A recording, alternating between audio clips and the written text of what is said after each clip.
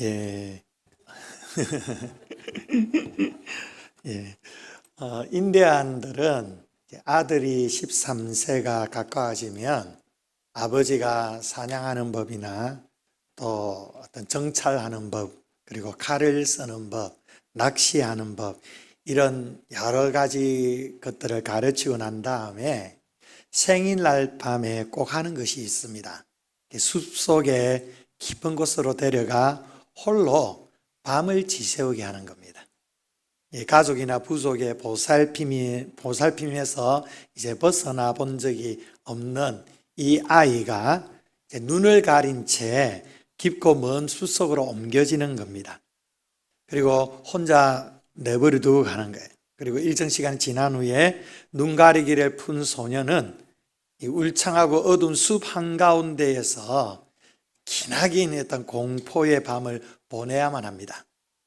그리고 이제 밤을 지새우고 새벽을 깨우고 아침을 맞이하게 되는데, 그때 비로소 주위에 있는 꽃이나 나무나 어떤 그 길이라든지 이런 것이 눈에 들어오게 되죠. 그리고 불과 몇 미터 떨어진 곳에서 놀라운 것을 보게 됩니다.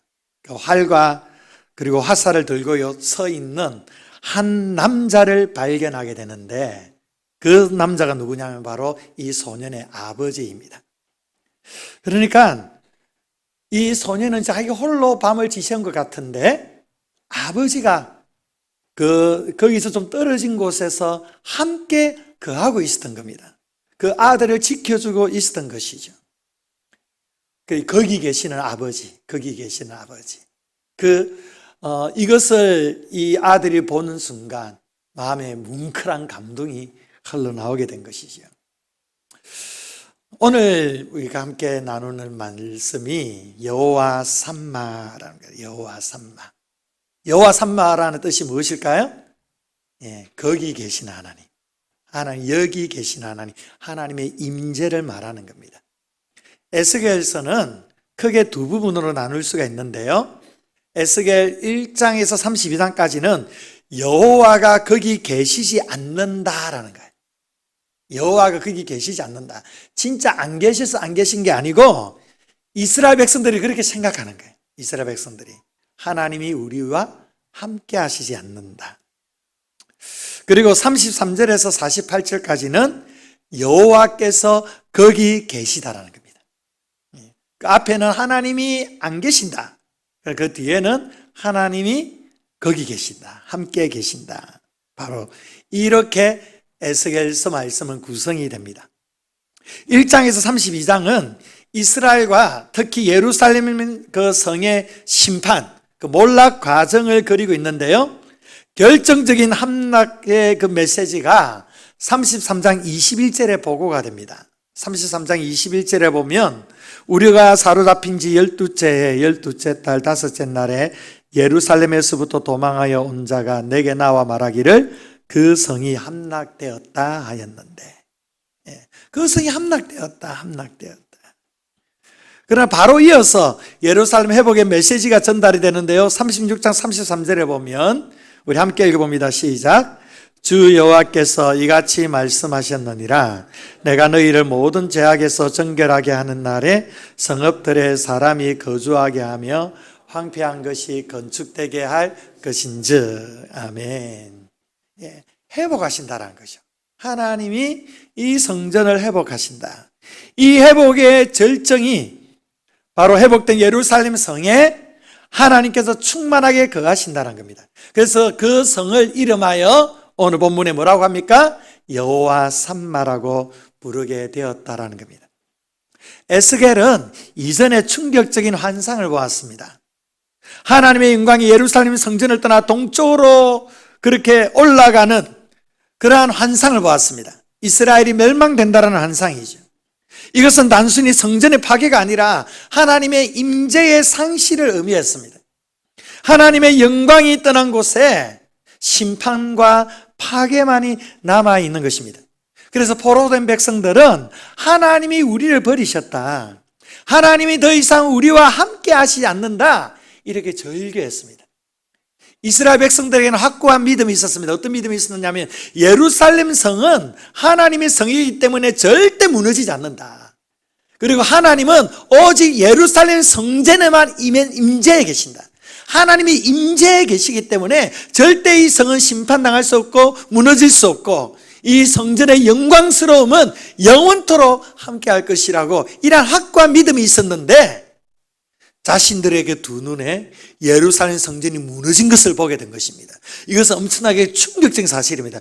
어떻게 예루살렘 성이 무너질 수가 있는가? 어떻게 하나님이 거하시는 성전이 이렇게 파괴될 수가 있는가? 어떻게 하나님의 백성들이 이렇게 포로로 비참하게 바벨론에 끌려 잡혀갈 수가 있는가? 엄청난 충격을 빠지게 되는 것이죠. 그러면서 이들이 자도 섞인 그러한 모습으로 그렇구나. 하나님이 우리를 떠났구나. 하나님이 우리와 함께 하시지 않는구나. 하나님이 더 이상 우리 가운데 우리를 인도하시고 우리 가운데 함께 해주시지 않는구나. 이렇게 절규하며 고통하면서 포로 생활을 했던 것이죠. 그렇지만 이 에스겔의 마지막 절은 놀라운 반전을 선포하죠. 수많은 절망과 심판의 메시지 끝에 하나님은 회복될 새 성읍의 이름을 여호와 삼마라고 명하고 계십니다. 이 이름은 포로된 백성들에게 주시는 궁극적인 위로와 희망이었던 것이죠. 그렇다면 하나님께서 가장 절망적인 순간 모든 것을 잃어버린 그곳에 왜 이 여호와 삼마의 이름을 붙여주시는 걸까요? 그 이유는 바로 하나님의 신실하심과 영원한 임재의 약속을 다시 한번 확증시켜 주시기 위해서라는 겁니다. 하나님은 한 번도 떠난 적이 없다라는 것입니다. 하나님께서는 회파된 예루살렘 성전에서도 함께 하시고 그 성전에 떠나 바벨론의 포로로 잡혀가 있는 그 고통스러운 그 시간 가운데서도 하나님은 결코 떠나지 아니하신다, 함께 하신다, 임재하신다라는 것을 알려주시기 위해 여호와 삼마라는 이름을 붙여주신 것입니다. 우리는 이 여호와 삼마의 선포를 통해 세 가지의 중요한 진리를 깨달아야만 합니다. 이 여호와 삼마는 심판 후에 회복된 성읍에 붙여진 이름입니다. 이 이름이 우리에게 가르쳐주는 가장 첫 번째 진리는 하나님의 임재는 그분의 신실한 약속이라는 겁니다. 하나님이 임재하신다는 것은 하나님의 변함없는 약속이라는 겁니다. 하나님은 한 번도 이 약속을 어기신 적이 없었습니다. 그런데 왜 하나님께서 하나님의 거룩한 성전에 하나님의 영광을 떠난 것처럼 이 백성들에게 다가왔을까요? 그것은 바로 죄 때문입니다. 그들의 우상 숭배와 그들의 불순종이 하나님의 거룩한 임재를 감당할 수 없게 만들었습니다. 하나님의 임재가 없는 것이 아니라 이들의 불신앙 때문에 우상 숭배 때문에 이 하나님의 충만한 임재를 감당할 수가 없는 것입니다. 여러분, 우리가 죄 가운데 머물면 하나님 원치 않는 불순종 가운데 살아가게 되면 하나님이 임재 안 하시는 게 아닙니다. 하나님이 임재해 계시지만 우리의 죄로 인해서 그 임재를 감당하지 못하는 것입니다. 그래서 하나님이 마치 우리를 떠난 것 같은 그러한 어떤 모습으로 우리가 살아가게 되는 것이죠. 하나님은 이러한 죄 가운데 빠져 있는 이 이스라엘 백성들을 심판하셔서 예루살렘 성이 무너지고 백성들은 포로로 잡혀가게 하십니다. 이스라엘 공동체가 완전히 끝나버린 것 같아요. 더 이상 소망이 보이지 않습니다. 그러나 하나님은 그들을 완전히 버리지 아니하셨다는 겁니다. 여기에 소망이 있는 것입니다. 에스겔서 전체는 이스라엘의 죄를 지적하면서도 그럼에도 불구하고 하나님은 떠나지 아니하신다라는 걸 말씀해 주는 겁니다. 하나님께서는 새 마음과 새 영을 부어주셔서 그들을 다시금 하나님의 백성답게 회복시켜 주실 것이라고 그러한 약속을 계속해서 말씀해 주고 있습니다. 그 약속의 정점에 마른 뼈 환상이 있죠. 에스겔 37장의 마른 뼈 환상을 통해서 완전히 영적인 생기를 잃어버린 마치 마른 뼈처럼 아무런 소망이 없는 이스라엘 백성들을 하나님께서 친히 회복시켜 주셔서 열방을 향한 큰 군대를 만드시겠다라고 환상 가운데 약속하시고 계십니다. 그리고 이 약속의 중심에 바로 오늘 본문에 여호와 삼마가 있다라는 것입니다. 이것은 하나님께서 인간의 연약함과 죄악에도 불구하고 결코 떠나지 아니하신다는 겁니다. 영원토록 하나님의 백성들과 함께 하시겠다는 것입니다. 사랑하는 성도 여러분, 이 여호와 삼마의 하나님이 바로 저와 여러분의 하나님이신 줄 믿으시기 바랍니다. 하나님이 여러분과 함께 하시고 계십니다. 거기 여러분이 서 있는 자리에 함께 하시고 계십니다. 사랑하는 성도 여러분, 우리의 죄악보다 더 큰 것은 하나님의 은혜입니다. 우리의 죄악보다 하나님의 은혜가 더 크시기 때문에 죄의 연약함 속에서도 하나님이 우리와 함께 하시는 것입니다. 여러분, 우리의 연약함보다 하나님의 긍휼하심이 더 크시기 때문에 우리에게 소망이 있는 것입니다. 그래서 죄인된 우리를 구원하여 주시고 우리의 삶 가운데 늘 함께하여 주시는 것입니다. 이것이 바로 죄인된 우리의 유일한 소망이 되는 것입니다. 또 여호와 삼마는요, 우리의 삶의 소망의 근거가 된다는 겁니다. 포로 생활은 고통과 절망과 이스라엘 백성다움의 그 정체성이 혼란이 있는 그런 상황입니다. 이들에게 가장 필요한 것은 어떤 정치적인 해방을 넘어서서 하나님이 여전히 우리와 함께 하신다라는 확신이 이들에게 중요했다는 것입니다. 그래서 여호와 삼마는 이스라엘 백성의 모든 질문에 대한 하나님의 대답입니다. 하나님이 우리를 버리셨습니까? 아니다. 내가 여전히 너와 함께한다. 하나님, 우리에게는 정말로 희망이 없는 것입니까? 아니다. 내가 너희와 함께하기 때문에 너에게는 여전히 희망이 있다. 바로 이것을 하나님께서 우리에게 말씀하시고 계시는 것입니다. 사랑하는 성도 여러분, 여러분도 고통 속에서 정말로 소망을 잃고 살아가고 있는 것 같습니까? 여러분의 삶의 자리에서 하나님이 함께 하신다는 그 믿음이 없어서 너무나 외롭고 고통스러운 시간을 보내고 계십니까? 여러분, 기억하시기를 바랍니다. 여러분의 고통의 현장에 주님이 함께 하십니다. 소망 둘 곳 없는 완전히 무너진 것 같은 우리의 삶 가운데 주님은 여전히 함께 하십니다. 여러분, 고난은 하나님의 임재를 더 깊이 느낄 수 있는 은총의 시간입니다. 우리가 고난 가운데 있을 때 거기서도 여호와 삼마의 하나님이 함께 하시고 계십니다. 고난 가운데 함께 하신다는 것은 그 고난을 결코 외면하시지 않는다는 것입니다. 고난 가운데 있는 우리를 다시금 회복시켜 주실 것이라는 겁니다. 그것이 하나님의 열심으로, 하나님의 능력으로 이루어지게 된다는 걸 여호와 삼마를 통하여 우리에게 말씀해 주고 있습니다. 또 여호와 삼마의 실제를 오늘 이 시간에 함께 보기를 원합니다. 여호와 삼마는요, 단순히 구약 성읍에만 국한되어 있는 그런 약속이 아니죠. 이 약속은 예수 그리스도 안에서 완전하게 성취되어서 우리에게까지 확대되는 귀한 말씀입니다. 여러분, 우리의 영원한 여호와 삼마가 누구입니까? 바로 예수 그리스도입니다. 예수 그리스도에 대해서 뭐라고 말씀합니까? 임마누엘. 하나님이 우리와 함께 하신다. 그래서 여호와 삼마의 이 놀라운 말씀이 예수 그리스도를 통하여 성취되었다는 것입니다. 그것을 마태복음 1장 23절에서 분명히 말씀해 주죠. 우리 함께 읽어봅니다. 시작. 보라, 처녀가 잉태하여 아들을 낳을 것이요 그의 이름은 임마누엘이라 하리라 하셨으니 이를 번역한즉 하나님이 우리와 함께 계시다 함이라. 아멘. 임마누엘. 예수 그리스도는 임마누엘 하나님이십니다. 하나님이 우리와 함께 하신다. 예수님은 친히 육신의 몸을 입고 우리 가운데 거하셨습니다.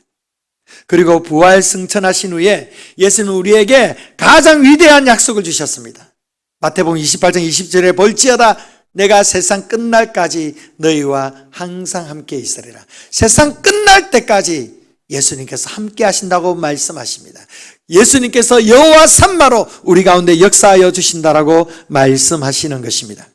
그래서 우리는 이 그리스도를 통해 하나님은 공간과 시간을 초월하여 영원히 우리와 함께하고 계신다는 사실을 여러분 반드시 기억하시기를 바랍니다. 또 우리가 기억해야 될 것이 있습니다. 우리의 몸이 여호와 삼마의 성전이라는 것입니다. 고린도전서 3장 16절 말씀처럼 예수 그리스도를 믿는 우리 한 사람 한 사람 안에 성령께서 거하십니다. 성령이 거하시는 거룩한 성전이라고 있습니다. 성전이라고 했습니다. 하나님의 임재가 이제 우리의 내면에, 우리의 삶 속에, 그리고 우리가 함께 모이는 이 공동체 속에 늘 함께 하신다라는 겁니다. 우리가 이것을 고백할 때 우리의 몸과 우리의 공동체가 여호와 삼마의 장소로서 하나님 앞에 나아가게 되는 것입니다.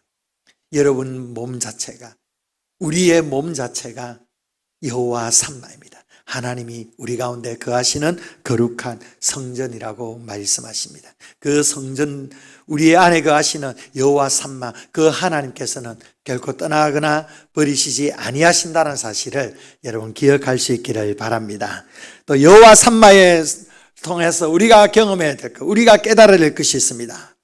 그것은 바로 하나님께서 영원히 우리와 함께 계시다라는 이 놀라운 진리가 우리의 삶 가운데 온전히 실현되어야 된다는 겁니다. 여호와 삼마의 삶을 우리도 살아가야 된다는 것입니다. 그러면 여호와 삼마의 삶이라는 어떤 삶을 말합니까? 먼저 거룩함과 순종의 삶입니다. 여호와의 임재가 회복된 새 성전에는 엄격한 규례와 거룩함이 요구됩니다. 이것이 에스겔 44장부터 쭉 이어주는 말씀입니다. 결국 우리 몸이 성령이 거하시는 장소, 그리고 여호와 삼마의 장소라고 한다면 우리는 하나님의 임재에 합당하게 살아가야 된다는 걸 말씀해 주는 거예요.